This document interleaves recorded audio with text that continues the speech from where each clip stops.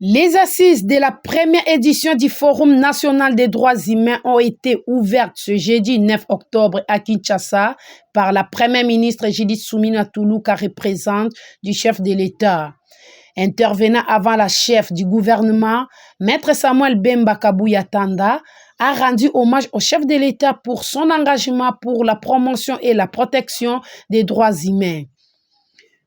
Tous les mérites et pour son excellence, Monsieur le Président de la République, chef de l'État et grand de la nation, Félix-Antoine Tshisekedi Tshilombo, pour son engagement et sa détermination pour la promotion et la protection des droits humains en République démocratique du Congo. Il y a lieu de citer le mérite qui doit revenir à son excellence, Monsieur le Président de la République, chef de l'État, garant de la nation, Félix-Antoine Tshisekedi Tshilombo,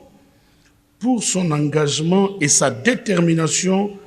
en faveur des droits de l'homme, lequel engagement est matérialisé aujourd'hui avec fidélité, humilité, mais aussi et surtout avec efficacité par son Excellence, Madame la Première ministre, chef du gouvernement, Judith Suminwa Tuluka. En effet, dès son accession à la magistrature suprême, le président Félix Tshisekedi a entrepris le renforcement des mécanismes classiques de promotion et de protection de droits de l'homme en République démocratique du Congo et a donné application effective à plusieurs dispositions de notre Constitution et des lois de la République, notamment à travers la gratuité de l'enseignement de base, la maternité gratuite et la couverture universelle de santé. À côté de cela, il a initié l'implémentation de la justice transitionnelle et le plaidoyer pour la reconnaissance du Génocoste. Deux chantiers essentiels pour nous, nation congolaise. Mesdames et messieurs, ce forum est le point de départ de la collaboration efficiente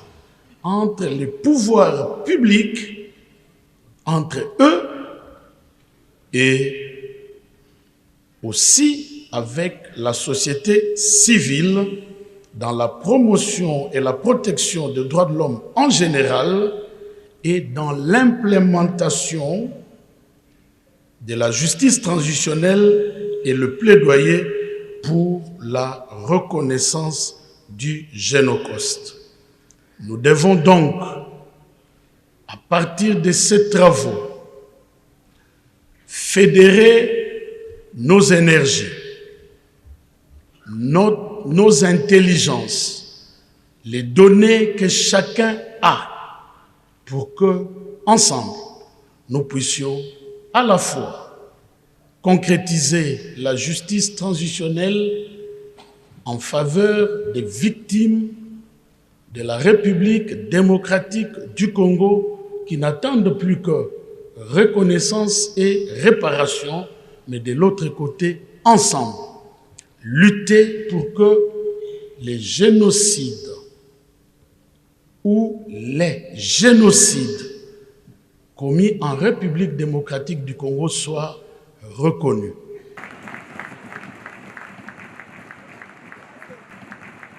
La République démocratique du Congo s'est résolument engagée dans la voie de la promotion et de la protection des droits humains. Cette volonté politique affirmée se manifeste à travers plus de 50 articles de la Constitution de la République démocratique du Congo, lesquels consacrent les droits humains et libertés fondamentales. Mesdames et messieurs, les attentes sont grandes, mais je suis convaincu qu'avec notre unité et notre courage, nous parviendrons à renforcer la promotion et la protection des droits humains dans notre pays. tout en saluant l'engagement du chef de l'État dans la réalisation de la politique gouvernementale en matière de droits humains, qui constitue une priorité fondamentale pour notre avenir commun.